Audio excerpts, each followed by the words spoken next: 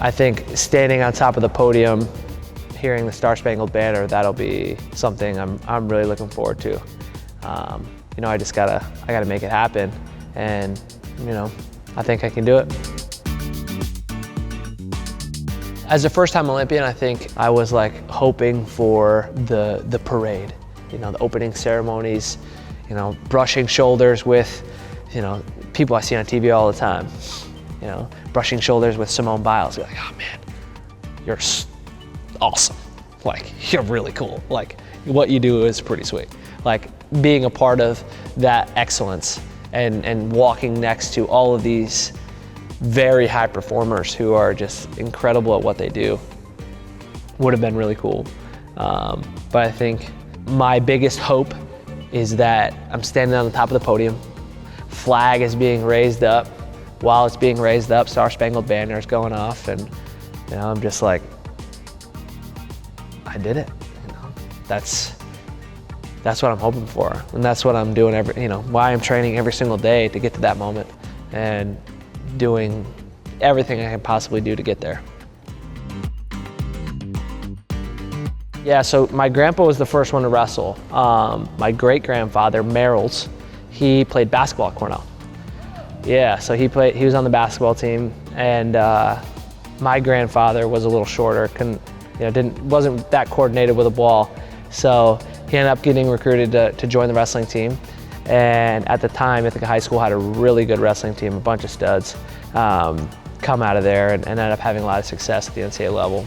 But my grandpa just fell in love with it.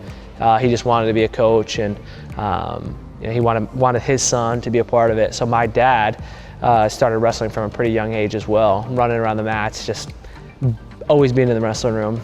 But my grandpa never forced him to wrestle. And back then, it was like you were a three-sport athlete. So my dad played football, he wrestled, played baseball, so he did everything.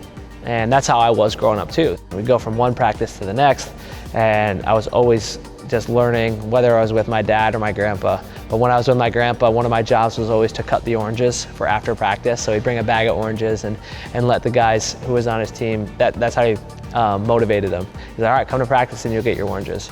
And it was just like, it was funny because it was such a small reward. But I was like, oh yeah, we got it. Those are the best oranges ever. Like, these are so good. I never understood why they were so good. It didn't make any sense. I was like, man, you find the best oranges.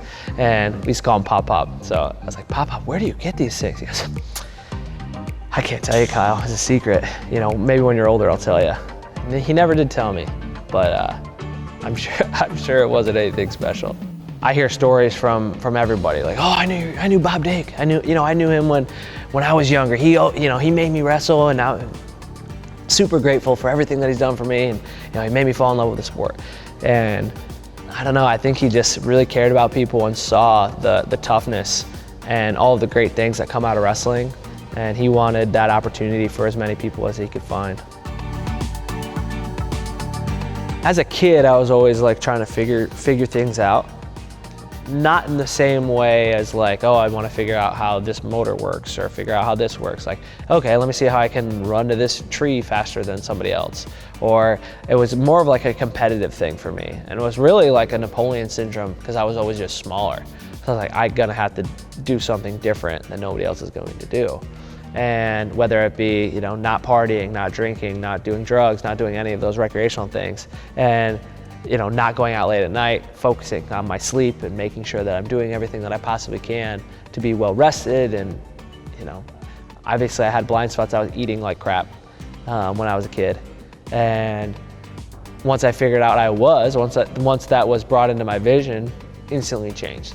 Like, it was like one day, just like cut everything out, cold turkey, and move on. And it was, obviously it was tough, but it was, in my mind, it was a necessary step. But I would say in college, I was pretty much just running on pure talent. I'm gonna outwork everybody.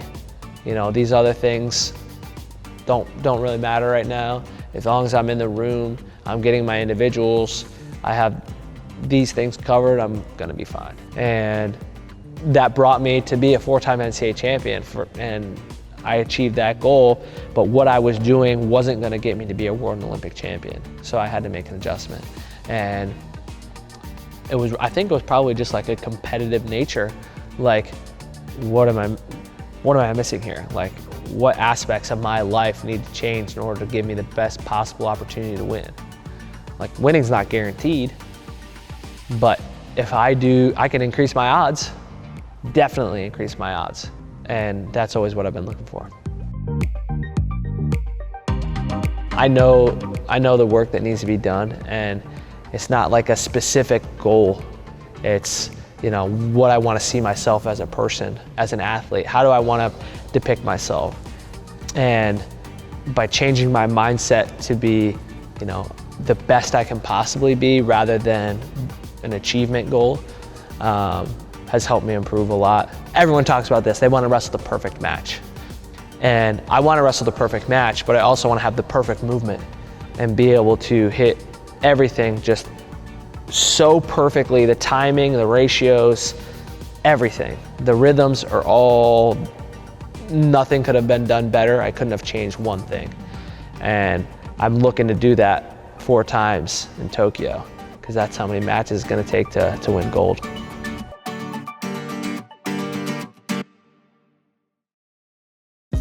Hey, thanks for watching. If you like this video, check out these other videos from USA Today to stay up to date with all the latest news.